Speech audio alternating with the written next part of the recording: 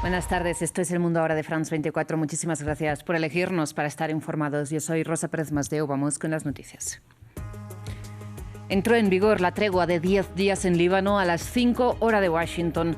Minutos antes, Hezbollah y el ejército israelí intercambiaron ataques. Irán celebra el cese el fuego mediado por Estados Unidos, pero pide la retirada de las tropas israelíes del sur del Líbano. En este contexto, Islamabad lidera nuevos movimientos diplomáticos para reanudar el diálogo entre Estados Unidos e Irán. Donald Trump aseguró que podría viajar a Pakistán si es para firmar un acuerdo, mientras el Pentágono mantiene el bloqueo del estrecho de Hormuz como medida de presión. En Perú, el escrutinio electoral se ha estancado en el 93% y el resultado final podría tardar días o semanas, según las autoridades. Mientras hay un empate técnico por el segundo lugar que definirá quién va al balotaje contra Keiko Fujimori.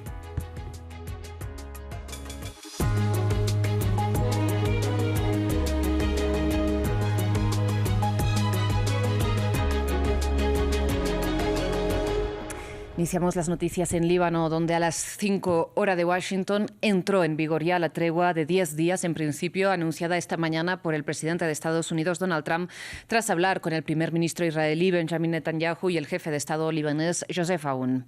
Momentos antes del inicio del cese de hostilidades, el ejército israelí intercambió ataques contra Hezbollah, que no participó, recordemos, en los diálogos y reivindicó que tiene derecho a resistir si Israel mantiene sus tropas en el sur del territorio libanés. Una retirada que también exige Irán, que celebra el alto el fuego y asegura que forma parte del marco de los diálogos con Estados Unidos. Sin embargo, Netanyahu, por su parte, afirma que se trata de un frente distinto. Permanecemos en el Líbano, en una zona de seguridad reforzada. No se trata de los 5 puntos que existían antes de la operación León Rugiente, sino de una zona de seguridad que comienza en el mar Mediterráneo y se extiende hasta el monte Dob y las faldas del monte Hermón, hasta la frontera con Siria. Es una zona de seguridad de 10 kilómetros de profundidad, mucho más fuerte, mucho más potente, mucho más continua y mucho más sólida que la que teníamos antes. Bien, recordemos para dar contexto que Israel y Líbano no tienen lazos diplomáticos y que están oficialmente en guerra desde la creación del Estado de Israel y que oscilan entre enfrentamientos directos y periodos de tensa calma con Hezbollah en medio del conflicto. Repasamos ahora la historia de las relaciones entre estos dos países con este informe de nuestra compañera Gabriel Colchen. Las relaciones entre Israel y Líbano han estado marcadas por décadas de conflicto desde la creación misma del Estado de Israel en 1948. Ese mismo año, Líbano se une a la coalición de países árabes que declara la guerra al nuevo Estado. Tras el fin del conflicto en 1949, ambos países firman un armisticio.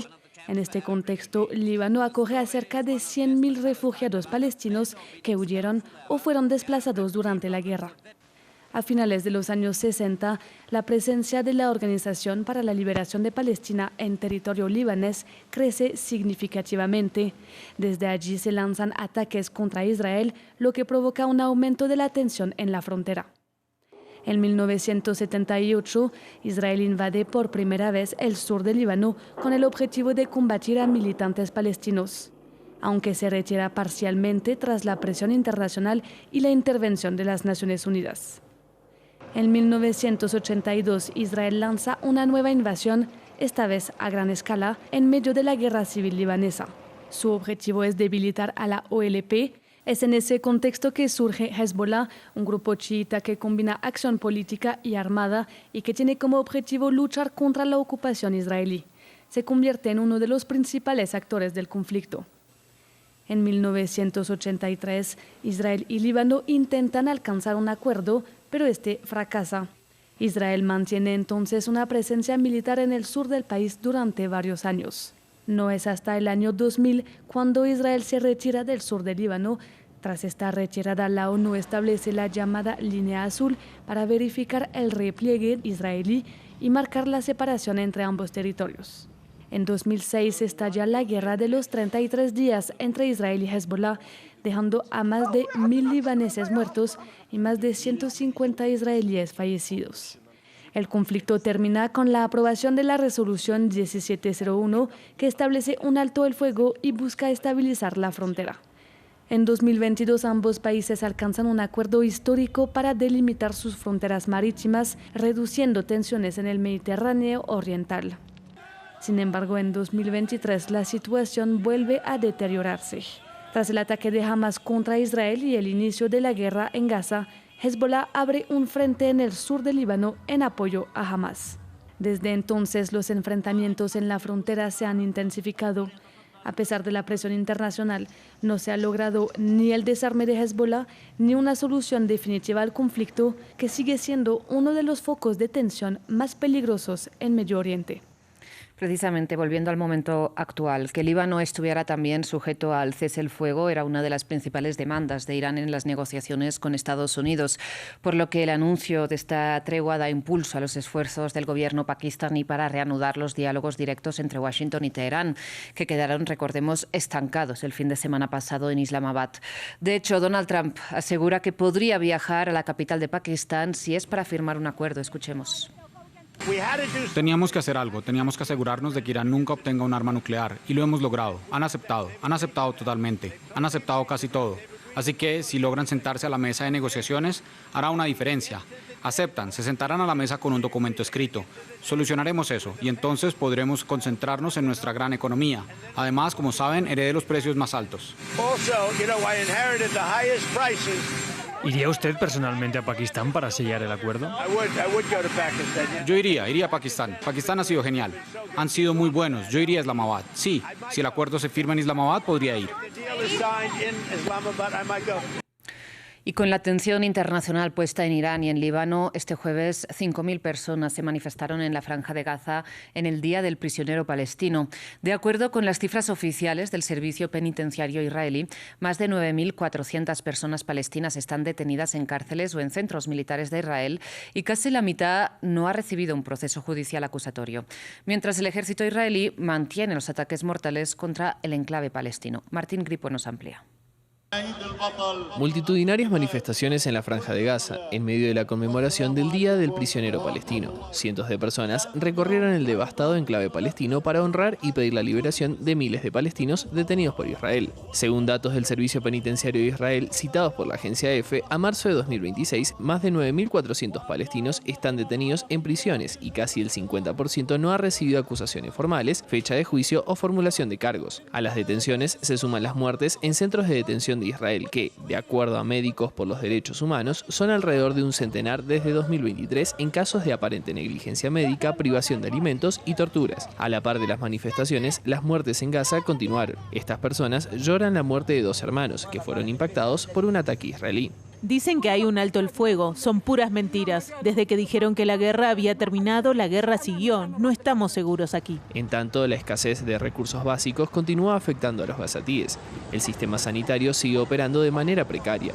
La falta de medicamentos y combustible para mantener activos los equipos médicos complica el panorama. Este hospital está colapsado. Los equipos de rayos X son los únicos operativos en el centro de la Franja de Gaza. Debido a la guerra en Gaza, ahora estamos atendiendo entre 50 y 100 casos diarios. Esta cifra es extremadamente alta, ya que nuestro tomógrafo es el único que presta servicio en la zona central hasta el extremo sur. Este es el único equipo que tenemos. Desde el inicio del alto al fuego en octubre de 2025, tanto Israel como Hamas siguen acusándose mutuamente de violar los acuerdos. Hablamos ahora de la guerra, pero en Ucrania, porque Kiev denunció que las fuerzas rusas mataron al menos a 17 personas en un ataque a gran escala contra varias ciudades como Kiev, la capital, Odessa o Dnipro. Mientras el Kremlin informó que un ataque ucraniano en Tuapse causó al menos 2 víctimas civiles y aseguró que su ofensiva tenía el objetivo de destruir fábricas de armamento de Ucrania. Diego Bassani nos amplía. Según las autoridades ucranianas, es la ofensiva contra civiles más mortífera del 2026. Las Fuerzas Armadas de Rusia llevaron a cabo un ataque durante la noche del miércoles al jueves, una operación a gran escala utilizando cientos de drones y decenas de misiles.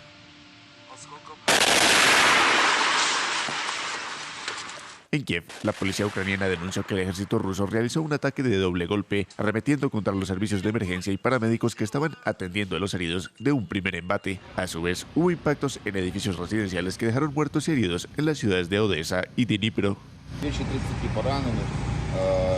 Más de 30 personas han resultado heridas. Las autoridades regionales han informado de 3 fallecidos, pero no conseguimos localizar a una persona. Esperamos que todo salga bien, pero seguimos a la espera de noticias y el número de fallecidos podría aumentar. Para el presidente Volodymyr Zelensky, la oleada de ataques es una muestra más de la falta de voluntad de paz de Moscú. Otra noche ha demostrado que Rusia no merece ninguna flexibilización de la política global ni el levantamiento de sanciones. Rusia está apostando por la guerra y la respuesta debe ser exactamente esa. Debemos defender vidas con todos los medios disponibles y también debemos ejercer presión en pro de la paz con la misma fuerza total.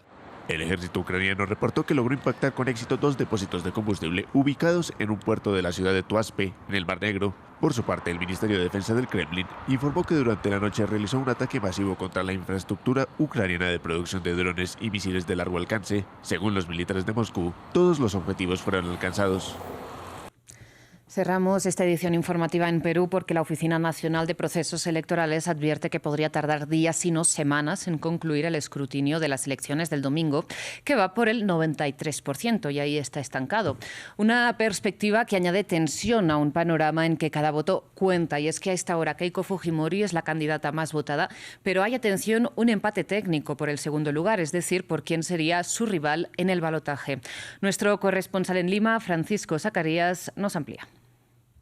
Nos encontramos frente a un proceso conocido como la meseta, que se produce que después de haberse producido un ascenso vertical hacia el 100% de los votos, comienza a ralentizarse este conteo en que acta por acta es contabilizada lentamente en ascenso casi horizontal. Esto se entiende de la siguiente manera. Cuando un acta es impugnada en un centro de votación, la Oficina Nacional de Procesos Electorales convoca al Jurado Nacional de Elecciones. Este, a su vez, lo deriva al Jurado Electoral Especial para que solucione el litigio. Aquí el Jurado Electoral Especial convoca a los personeros de los partidos políticos. La solución de este proceso demora entre días o semanas y una vez que esta acta es validada, el Jurado Electoral Especial lo devuelve al Jurado Nacional de Elecciones. Este, a su vez, la retorna a la Oficina Nacional de Procesos Electorales. A partir de ese momento, la OMPE queda validada para ingresar esta acta al conteo final de los votos. Los funcionarios peruanos tienen que seguir y obedecer todo este trámite burocrático, porque de lo contrario podrían ser sancionados con penas de cárcel que van de los 3 hacia los 10 años de prisión por vulnerar el derecho de los ciudadanos. Hay que señalar que la Oficina Nacional de Procesos Electorales está afirmando que existen 5.200 actas impugnadas para ser enviadas al Jurado Electoral Especial y mientras tanto hay más de 1.200 actas pendientes de revisión. Por esta razón es que el presidente de Transparencia, Álvaro Gensler, ha sido muy enfático al señalar que los ciudadanos tienen que tener paciencia al conteo de los votos, que va a demorar días y semanas, pero el ex canciller de este país, Javier González Olaechea, ha ido mucho más allá. Él ha dicho que el conteo al 100% de los votos oficiales recién se estaría produciendo entre la primera y la segunda semana del mes de mayo. Líneas apartes, para ser más precisos en la información, debemos recordar que el año 2021, en los comicios de aquella época, el conteo oficial al 100% de los votos recién fue proclamado 37 días después de realizados los comicios por la primera vuelta. Muchísimas gracias por su atención. Hasta aquí las noticias.